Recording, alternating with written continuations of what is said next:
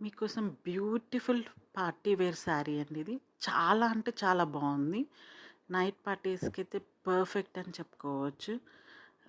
Like మంచి red, tomato red colour with embroidery sequence అండి మొత్తము. బటర్‌ఫ్లై నెట్ అంటారు దీన్ని. బ్లౌజ్‌కి బ్యాక్ అండ్ ఫ్రంట్ మొత్తం సీక్వెన్స్ వర్క్ వచ్చింది.